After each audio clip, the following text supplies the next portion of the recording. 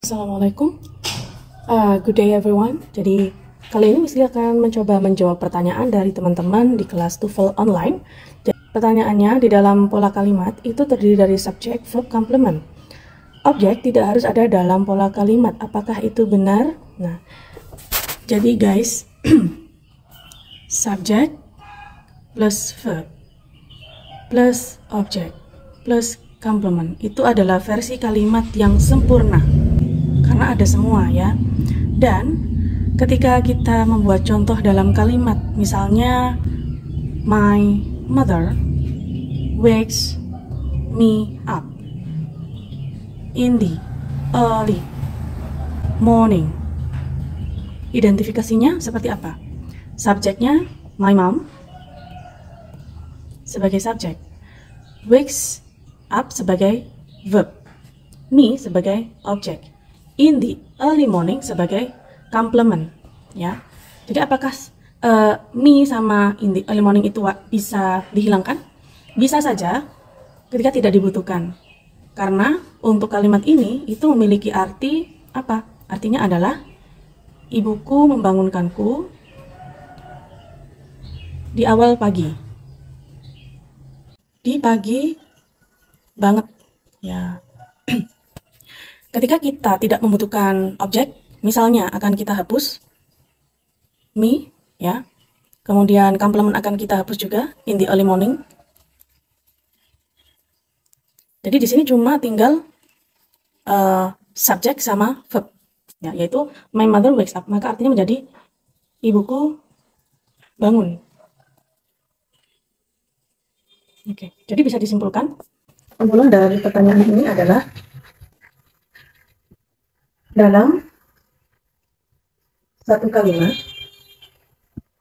minimal terdiri dari subjek dan verb. Oke. Mungkin teman-teman di sini ada yang bingung ya, ketika subjek dan verb itu seperti apa bentuknya. Jadi, subjek plus verb, my mom atau my mother wakes up.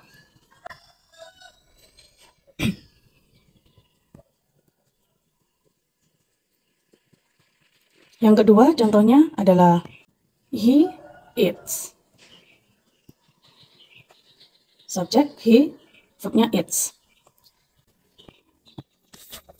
I am ini termasuk kalimat ya. Jadi I-nya ini subjek, M-nya sebagai verb tapi yang auxiliary. Verb tapi yang auxiliary. Kalau I am berarti artinya apa? Saya, gitu saja. Digunakan ketika apa? Digunakan misalnya ketika menjawab sebuah pertanyaan. Oke, misalnya pertanyaannya adalah are you Jane? Nah, misalnya are you Jane? Apakah kamu Jane? Maka dijawab yes, I am. Nah, yes, I am ini termasuk kalimat ya. Kenapa? Karena M ini termasuk auxiliary verb, ya, kata kerja bantu, begitu. Misalnya apalagi ya? I can. Nah, I can. Saya bisa. Nah, saya bisa ini termasuk kalimat, kan ini termasuk modal auxiliary. Modal auxiliary. I-nya subjek. Maka dari itu, meskipun modal, dia bisa disebut sebagai verb ya. Tuh. Dan untuk pertanyaan selanjutnya dari Miss Alia. What the difference between verb 2 and verb 3? Cause almost same ya. Mungkin teman-teman juga bingung ya yang lain ya. Perbedaan antara verb kedua sama verb ketiga. Dan verb kedua sama verb ketiga di sini sama ya, pakai ed akhirannya. Lalu bagaimana cara membedakannya adalah dengan tenses ya. Dan ketika teman-teman tidak menghafalkan tenses ya, jadi kita harus melihat ciri-ciri ya. Kita nggak hafal tenses, maka ciri-ciri dari verb 2 adalah pertama berdiri sendiri. Berdiri sendiri. Oke, seperti itu. Kedua, adanya time signal past. Nah, time signal past itu apa aja? Ada yesterday, ya. Kemudian ada ago, ada past, ages, dan lain sebagainya. Kemudian tahun juga ya, termasuk tahun lampau, misalnya in 1850 maybe, nah seperti itu. Maka itu nanti menggunakan verb kedua. Nah, berdiri sendiri maksudnya apa? Berdiri sendiri maksudnya tanpa auxiliary atau kata kerja bantu. Ya, seperti itu ya. Contohnya gampang banget ya, misalnya pakai study ya. Last night we studied. Nah ini subjeknya ada di sini sama verbnya. Kemudian last night ini sebagai modifier of time, atau bisa juga disebut complement tadi ya, complement pelengkap aja. Karena dia ini bisa hadir atau tidak usah hadir juga boleh ya. Akan tetapi kebutuhannya dia ini menunjukkan kalau memang harus menggunakan verb kedua. Itu penunjuk ya. Nah, selanjutnya verb ketiga. Yang akan kita bahas adalah membedakan verb kedua sama verb ketiga. Kalau verb ketiga, bagaimana cara mengenalinya? Ya? Cara mengenali verb ketiga. Yang pertama, tidak bisa berdiri sendiri. Tidak bisa berdiri sendiri maksudnya gimana? Pasti butuh yang namanya to be atau auxiliary tadi ya, to be plus verb 3. Gitu. Contohnya ya, example, you, to be-nya apa? To be-nya you adalah are. You are chosen. Ini artinya adalah kamu terpilih. Kamu dipilih atau terpilih. Nah, seperti ini. I have been studied misalnya. Studied. I have been studied. Nah, itu aja.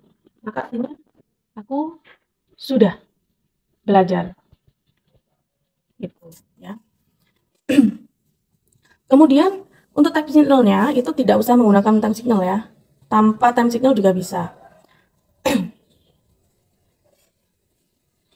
Karena artinya itu cuma sudah aja. Sudah gitu aja. Sudah. Jadi kalau dalam bahasa Indonesia kita menggunakan sudah, kalau dalam bahasa Inggris kita menggunakan present perfect ini ya. Nah, I have been, kemudian verb 3. Jadi have been ini adalah rumus ya. Nanti teman-teman akan mendapatkan materi yang berhubungan dengan tenses di pertemuan insya Allah ke-8 atau ke-9 ya. Oke. Pertanyaan selanjutnya dari Mr. Hafiz ya. Jadi Mr. Hafiz menanyakan tentang yaitu can. Can itu apa sih? Maksudnya kemana dalam sebuah pola kalimat ya. Jadi misalnya ada pertanyaan, ada kalimat seperti ini. We can learn TOEFL online. Nah, seperti ini. Maka untuk komposisinya adalah we itu sebagai subjek. Can ini sebagai modal, yang mana modal itu diikuti oleh verb pair ya, verb pertama ini adalah verb. Jadi can learn, jadi kesatuan ya. Can learn TOEFL online. We can learn TOEFL online sebagai objek ya. Oke, jadi modal itu apa aja ya? Modal itu biasanya diikuti oleh verb ya. Verb yang gimana? Verb yang pertama yang tanpa tambahan apapun. Wait guys. Apa aja sih modal itu? Ada can ya, kemudian may, kemudian will atau shall, kemudian ada must, harus, must itu harus ya, must, 1, 2, 3, 4, 5, dan bentuk keduanya itu juga ada yaitu could, might, seperti itu. Nanti teman-teman akan mempelajari modal di materi ke-7 kalau nggak ke-6 ya, ada pembelajaran tentang modal itu sendiri. Jadi kalau misalnya mau mengkomposisikan dalam sebuah kalimat modal atau teman-temannya can ini termasuk apa? Dia termasuk verb ya, karena satu kesatuan. Oke, untuk pertanyaan selanjutnya ada bentuk pasif, menanyakan tentang kalimat pasif. Di sini kalau bentuk pasifnya bagaimana example-nya? Jadi ini contoh ya. Tadi di kalimat awal Miss sudah jelaskan tentang contoh my mom wakes me up in the early morning.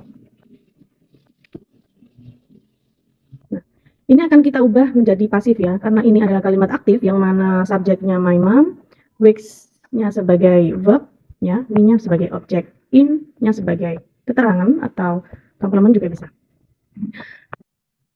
Maka kita akan ubah. Caranya mengubah menjadi kalimat pasif adalah wajib adanya to be plus verb 3. Nah, to be plus verb 3 itu sama dengan kalimat pasif. Ya. Biasanya kalimat pasif itu objeknya didahulukan. Yang mana di sini objeknya adalah me, ya. Tidak mungkin me di awal, tapi me-nya diganti menjadi I, ya.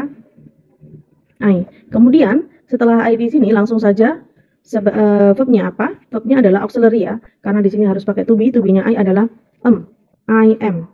Nah, setelah ini maka verbnya adalah wake, maka wake-nya diganti menjadi bentuk ketiga yaitu waken. Waken up. Nah, kemudian objeknya menjadi by. By siapa? Dibangunkan oleh siapa? By subjek diubah menjadi objek. By my mom. Itu. Maka to be plus verb 3. To be plus verb 3. Di sini. Itu contoh yang paling sederhana, ya. Dan nanti dalam proses juga akan share materinya di pertemuan ke-10, ya. Oke, teman-teman. Itu saja sepertinya untuk penjelasan dari pertanyaan-pertanyaan yang sudah masuk di grup WhatsApp, ya. Ini tadi ada berapa? Ada 3 pertanyaan, ya, tentang subject verb object complement, yang mana pola kalimat apakah objek itu tidak wajib hadir, ya, benar, tidak wajib hadir.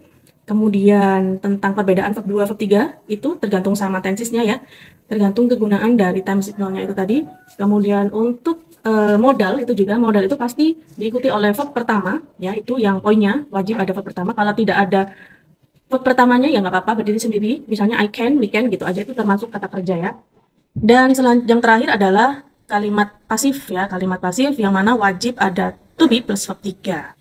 Okay guys, thanks for watching my video. I hope we can learn together in the future. I will see you around. Wassalamualaikum warahmatullahi wabarakatuh.